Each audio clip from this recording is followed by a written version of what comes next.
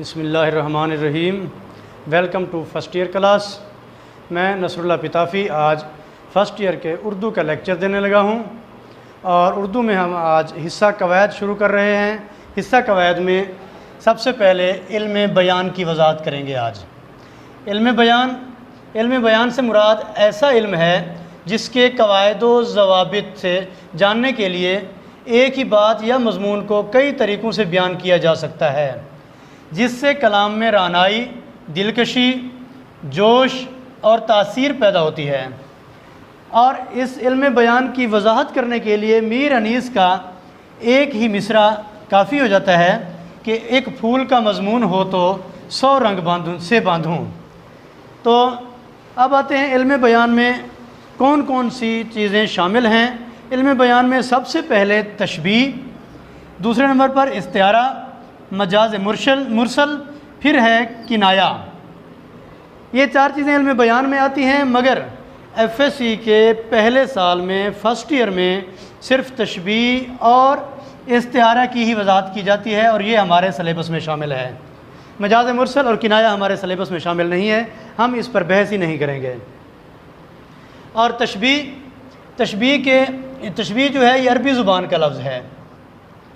اس کے معنی پہلا مطلب ہے اس کا مشابہت قرار دینا، دوسرا ہے ایک چیز کو دوسری چیز کے مانند قرار دینا، تشبیہ ہے۔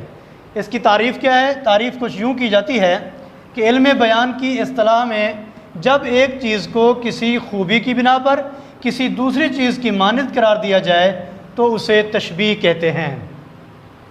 مثلا پانی برف کی طرح ٹھنڈا ہے، یا وہ شیر کی مانند بہادر ہے۔ یہ دو مثالیں تشبیہ کی بہترین مثالیں ہیں۔ اب آتے ہیں کہ تشبیہ کے ارکان کتنے ہیں۔ تشبیہ کے 5 ارکان ہوتے ہیں۔ پہلا رکن مشبہ۔ مشبہ کہتے ہیں کہ جس چیز کو تشبیہ دی جائے وہ مشبہ کہلاتا ہے۔ دوسرا مشبہ بہی، صحیح تلفظ ہے اس کا مشبہ بہی، کیونکہ عربی زبان کے الفاظ ہیں، تو جس چیز سے تشبیہ دی جائے اسے مشبہ بہی کہتے ہیں۔ اور یاد رکھیں کہ مشبہ اور مشبہ بہی ان دونوں کو طرفین تشبیہ بھی کہا جاتا ہے۔ تیسرا رکن ہے اس کا وجہ شبہ یا وجہ تشبیہ۔ وجہ شبہ اور وجہ تشبیہ کیا ہے؟ کہ وہ مشترک خوبی جو مشبہ اور مشبہ بہی میں پائی جائے وجہ شبہ یا وجہ تشبیہ کہلاتی ہے۔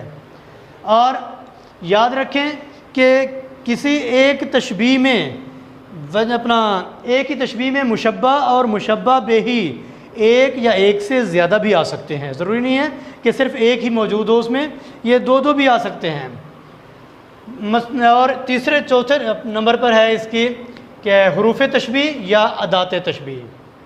حروف تشبیہ وہ حروف جو تشبیہ دینے کے لیے استعمال کیے جاتے ہیں انہیں حروف تشبیہ یا ادات تشبیہ کہا جاتا ہے، اور یہ مدرجہ ذیل ہیں کہ طرح، مانند، صورت، شکل، جیسا، جیسی، جیسے، سا، سی، کاسا، گویا، یوں، مثل، یہ ادات تشبیہ کی مثالیں ہیں۔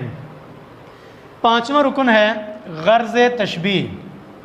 جس مقصد کے لیے تشبیہ دی جائے اسے غرض تشبیہ کہا جاتا ہے۔ اور یاد رکھیں کہ غرض تشبیہ کا ذکر تشبیہ میں موجود نہیں ہوتا، بلکہ اسے ہم نے خود سے ہی تشبیہ کے اندر سے ڈھونڈنا ہے کہ کس مقصد کے لیے تشبیہ دی جا رہی ہے۔ اب اس کی چند ایک مثالیں دے کر میں آپ کو واضح سمجھاتا ہوں کہ ان ارکان میں ان کا جائزہ کس طرح لیا جا سکتا ہے۔ پہلی مثال ہے کہ بچے کے رخسار ریشم کی طرح نرم و ملائم ہیں۔ دوسری مثال میں نے دی ہے کہ چشمے کا پانی شہد کی طرح میٹھا ہے۔ تیسری مثال نثر سے ہٹ کر میں نے ایک شعری حالت میں دی ہے کہ ناز کی اس کے لب کی کیا کہیے، پنکھڑی ایک گلاب کی سی ہے۔ اب تینوں مثالوں میں سے ارکان تشبیہ کا جائزہ لیا جاتا ہے ذیل میں۔ دیکھیں، سب سے پہلی مثال بچے کے رخسار ریشم کی طرح نرم و ملائم ہے، تو اس میں مشبہ، کیونکہ 5 ارکان میں نے بتائے تھے آپ کو کہ مشبہ، مشبہ بہی، وجہ شبہ اور حروف تشبیہ اور اس کے بعد ہے غرض تشبیہ۔ پانچوں ارکان اب ان مثالوں میں سے ہم نے نکال کر دینے ہیں۔ تو پہلا، بچے کے رخسار ریشم کی طرح نرم و ملائم ہیں، تو اس میں مشبہ کیا چیز ہے؟ رخسار۔ رخسار ہے مشبہ، وہ آپ کو سامنے نیچے ٹیبل میں نظر آ رہا ہوگا کہ میں نے مشبہ میں لکھ دیا رخسار کو۔ دوسرا، مشبہ بہی کیا چیز ہے؟ کہ جس چیز سے تشبیہ دی گئی ہو، تو وہ ریشم سے تشبیہ دی گئی ہے رخسار کو، تو اسے مشبہ بہی کہیں گے۔ اور اس کے بعد حرف تشبیہ کیا ہے اس مثال میں؟ حرف تشبیہ ہے کی طرح۔ کی طرح حرف تشبیہ ہے کیونکہ یہ تشبیہ دینے کے لیے یہ حرف استعمال کیا گیا۔ اور وجہ شبہ یا وجہ تشبیہ جو ہے، وجہ شبہ اور وجہ تشبیہ جو ہوتا ہے کہ وہ مشترک خوبی جو مشبہ اور مشبہ بہی میں پائی جائے، تو مشبہ اور مشبہ بہی میں جو مشترک خوبی دیکھی گئی وہ نرمی اور ملائمت تھی، کہ جس طرح ریشم نرم و ملائم ہوتا ہے، اسی طرح بچے کے رخسار کو بھی نرم اور ملائم دیکھ کر ریشم سے اس کی مثال دی گئی ہے، اسے ریشم سے تشبیہ دی گئی ہے، لہٰذا نرمی اور ملائمت جو ہے وہ وجہ شبہ اور وجہ تشبیہ بنیں گے۔ غرض تشبیہ، جیسا کہ میں نے پہلے بتایا کہ غرض تشبیہ جو ہے تشبیہ کے اندر موجود نہیں ہوتا، وہ ہم نے خود نکالنا ہے، اور ہم یہ دیکھنا چاہتے ہیں کہ تشبیہ کس مقصد کے لیے دی گئی۔ تشبیہ دینے کا مقصد یہ تھا کہ بچے کے جو رخسار تھے وہ نرم و ملائم نظر آ رہے تھے، تو ان کی نرمی کو، ان کی ملائمت کو واضح کرنا تھا۔ تو جب ان کی نرمی اور ملائمت کو واضح کرنے کے لیے اس بات پر زور ڈالا گیا تو یہی ہوگا کہ رخسار کی ملائمت کو واضح کر دیا گیا، یہ غرض تشبیہ ہے۔ دوسری مثال، چشمے کا پانی شہد کی طرح میٹھا ہے۔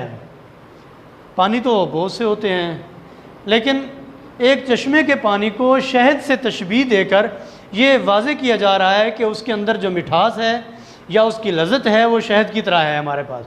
تو لہٰذا دیکھتے ہیں تو اس میں مشبہ جو ہے وہ چشمہ ہو گیا، اور مشبہ بہی وہ شہد ہو گیا کیونکہ شہد سے تشبیہ دی جا رہی ہے، اور اس میں بھی حرف تشبیہ جو ہے وہ کی طرح ہے، اور وجہ شبہ وہ مٹھاس ہے۔ جو مٹھاس شہد میں ہوتی ہے وہی مٹھاس چشمے کے پانی میں محسوس کی گئی، لہٰذا اس چشمے کے پانی کو جو ہے وہ شہد سے تشبیہ دی گئی۔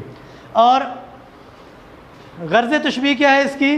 کہ چشمے کے پانی کو چکھنے کے بعد جو اس کی مٹھاس تھی اسے واضح کرنے کے لیے ہم نے شہد سے تشبیہ دی ہے، تو لہذا چشمے کے پانی کی مٹھاس بھی واضح ہو گئی۔ اب آتے ہیں تیسری مثال کی طرف کہ ناز کی اس کے لب کی کیا کہیے، پنکھڑی ایک گلاب کی سی ہے۔ میر تقی میر کا شعر ہے، اور میر تقی میر نے اپنے محبوب کے ہونٹوں کی نزاکت کو واضح کرنے کے لیے اسے پھول کی پنکھڑی سے یا گلاب کے پھول کی پنکھڑی سے تشبیہ دی ہے۔ تو دیکھتے ہیں کہ اس میں مشبہ کیا ہے۔ اس میں مشبہ تو لب یا ہونٹ ہو گئے، اور اس کے بعد مشبہ بہی تو گلاب کی پنکھڑی سے تشبیہ دی ہے، تو صاف بات ہے کہ مشبہ بہی گلاب کی پنکھڑی ہوگی۔ اور حرف تشبیہ اس میں کیسی استعمال کیا ہے۔ اس کے بعد وجہ شبہ، کیونکہ گلاب کے پھول کی جو پتی ہے وہ بہت زیادہ نرم و ملائم ہوتی ہے، نازک ہوتی ہے، تو اس کے ہونٹوں کی نزاکت کو واضح کرنے کے لیے پھول کی پتی سے تشبیہ دی گئی، اور لہٰذا یہی بتایا گیا کہ محبوب کے ہونٹ جو ہیں وہ پھول کی پتی کی طرح نازک اور نرم و ملائم ہیں۔ اور غرض تشبیہ اس میں کیا ہے کہ محبوب کے لبوں کی نزاکت کو واضح کرنا تھا، جو کہ پھول کی پتی سے ہی اس نے واضح کر دیا ہے۔ آج کا ہمارا لیکچر مکمل ہوتا ہے، اور کل انشاءاللہ اس سے آگے چلیں گے۔ السلام علیکم۔